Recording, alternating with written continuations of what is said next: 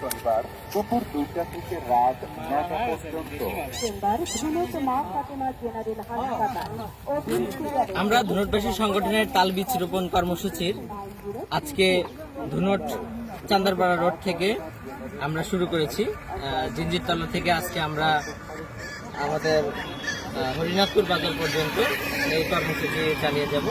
এখানে স্বেচ্ছাসেবীরা অংশগ্রহণ করেছে, যারা সকাল থেকে বলতে ভোর থেকে তাল বীজ রোপণ কর্মসূচিতে আসে। তারা আমাদের স্বেচ্ছাসেবী, আমরা ধুনটবাসী সংগঠনের স্বেচ্ছাসেবী। আমরা তাল বীজ রোপণ, এটা আমাদের একটা সিজনাল কর্মসূচি। যতদিন তাল বীজ পাওয়া যায় ততদিন আমরা তাল বীজ রোপণ করে থাকি ধুনটবাসী সংগঠনের পক্ষ থেকে। এটা আজ থেকে 7 বছর ধরে আমাদের এই কর্মসূচি চলছে। ধুনটের প্রত্যন্ত গ্রাম অঞ্চল, রাস্তাঘাটে আমরা এই কর্মসূচি পালন করে থাকি।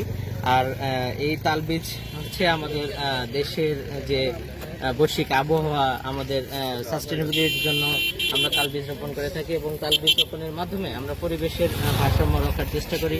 এবং আমরা ধুনটে বেশ কিছু রাস্তায় আমরা আজ থেকে 5-6 বছর আগে তাল বীজ রোপণ করেছি। এখানে তাল বীজ রোপণের ফলে অলরেডি আমাদের গাছগুলো দৃশ্যমান হয়েছে, আমরা সেটাও দেখেছি এবং আমাদের এই কর্মসূচি চলমান রয়েছে।